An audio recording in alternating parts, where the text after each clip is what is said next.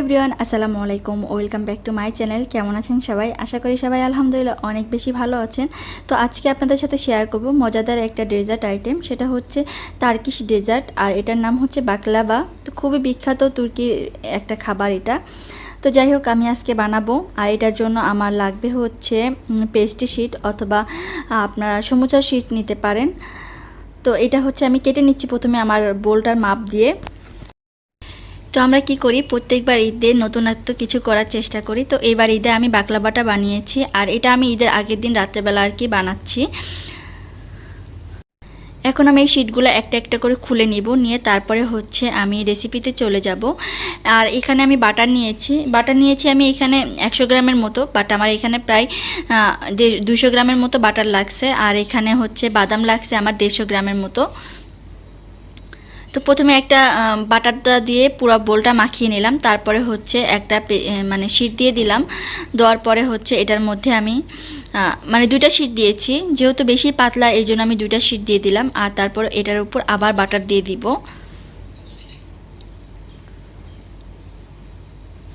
আর বাটারটা খুবই সুন্দরভাবে দিতে হবে যাতে করে প্রত্যেকটা জায়গায় বাটারটা লাগে। আর এবার দিব হচ্ছে পেস্তা বাদাম গুঁড়া করে রাখা, তো ওইটা দিয়ে দিব। একদম মিহি গুঁড়া না, একটু যাতে দানা দানা থাকে ওরকম অবস্থায় আমি দিব। দেন তারপরে হচ্ছে আমি আর একটা শিট উপরে দিয়ে দিলাম। এভাবে প্রত্যেকটা লেয়ারেও দিতে পারেন বাদাম, বাট বাটারটা হচ্ছে প্রত্যেকটা লেয়ারে দিলে বেশি ভালো। আর বাদামটা যদি চান মাঝখানেও একটা লেয়ার দিতে পারেন, অথবা মানে মানে বারবার আমার মতো দিতে পারেন, অথবা মানে মাঝে দুই ভাগ করে দিতে পারেন। তো যার যেমন ইচ্ছা সে সেভাবে দিতে পারেন। তো আবার আমি এখানে বাদাম গুঁড়া আর কি দিয়ে দিলাম।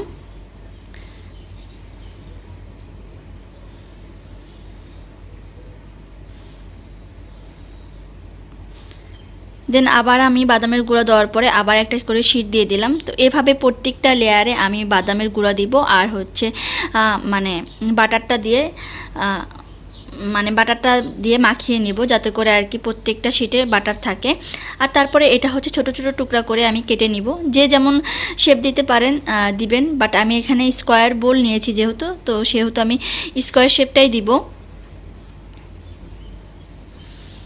আর এইবার প্রথম আমি এই বাকলাভাটা বানাচ্ছি, আশা করছি ভালো হবে ইনশাআল্লাহ। তো এটা কাটতে একটু কষ্ট হয়, বাট কোনো ব্যাপার না। এই যে হয়ে গেছে। আর ফ্যানের মানে ফ্যানটা দেওয়া ছিল এই জন্য মানে একটু মানে শুকিয়ে গেছে আর কি। তো এখন হচ্ছে উপর থেকে আমি আরও মানে বেশ অনেকটা বাটার দিয়ে দিব। শিটগুলো যেহেতু আমি কেটে ফেলেছি, তো ওই কাটার মানে ভিতর দিয়ে যাতে করে আর কি বাটারগুলো যায় আর কি। তো এটা হয়তো বা দেখে বোঝা যাচ্ছে যে আমি কিভাবে বাটারগুলো দিচ্ছি। তো দেওয়ার পরে এটা এখন আমি ওভেনে বেক করে নিব। আর ওভেনে বেক করে নিয়েছি, এটা দেখেন বেক হয়ে গেছে। আর এটা হচ্ছে 160 ডিগ্রিতে আমি হচ্ছে 40 মিনিটের মতো রেখেছি। তো এখন এটা দেখেন মানে খুবই সুন্দর হয়েছে। আর এদিকে আমি হচ্ছে আগে থেকে একটু শিরা করে রেখেছিলাম। তো গরম বাকলাভার মধ্যে ঠান্ডা শিরাটা দিলে সবথেকে বেশি ভালো হয়। তো এখানে 1 কাপ চিনি নিয়েছি, আর হাফ কাপ পানি নিয়ে জাস্ট খালি একটা দুইটা বলক উঠিয়েই আর কি এটা নামিয়ে নিয়েছি। তারপরে উপর থেকে আমি আর কি মানে ইয়েগুলো দিয়ে দিচ্ছি, মানে শিরাটা দিয়ে দিচ্ছি, যাতে করে প্রত্যেকটা বাকলাভার সাথে আর কি শিরাটা লাগে আর কি।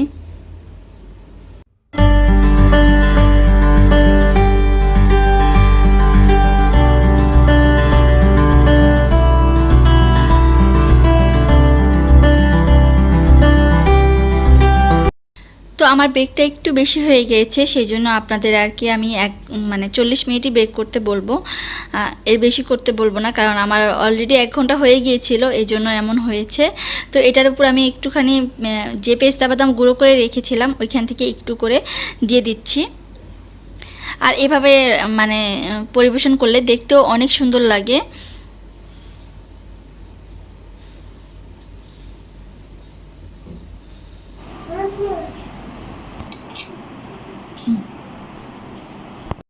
তো এই যে তৈরি হয়ে গিয়েছে আমার বাকলাভা। তো এখন হচ্ছে এটা আমি বাইরে রেখে দিব, যেহেতু অনেক গরম। আর এখন আমি এটা রেখে তারপরে ঘুমাতে যাব।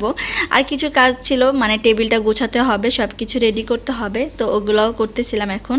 তো এখানে রামাদান মোবারকটা আর কি মানে সরিয়ে ফেলতেছি রামাদানটা, কারণ যেহেতু রোজা শেষ হয়ে গেল, তো আবার সামনে বছর ইনশাআল্লাহ রোজা যদি আল্লাহ কপালে রাখে তাহলে হয়তো বা পাবো। তো এটা খুলে আমি এখানে ঈদ মোবারকের ব্যানারটা আর কি লাগিয়ে দিব। তো তোকির বাবাকে বলতেছে একটু হেল্প করতে, তো সে আমাকে হেল্প করতেছে আর আমি বাকি সব কাজগুলো করে নিচ্ছি।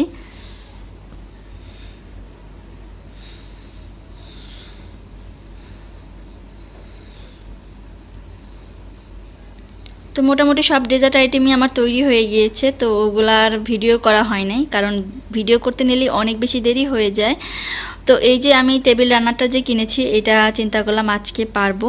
তো আলহামদুলিল্লাহ দেখতে অনেক বেশি সুন্দর লাগতেছে, মানে ভালো লাগতেছিল আর কি, মাশাআল্লাহ।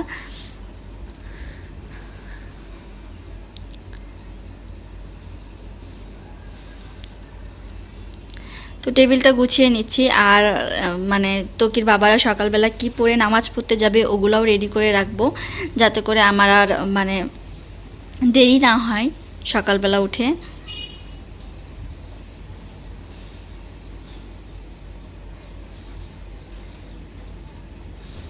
তো মাশাল্লাহ টেবিলটা আমি হচ্ছে গুছিয়ে ফেলেছি। এখন হচ্ছে আমি সকালবেলা যেগুলো পরে যাবে সেগুলো রেডি করব।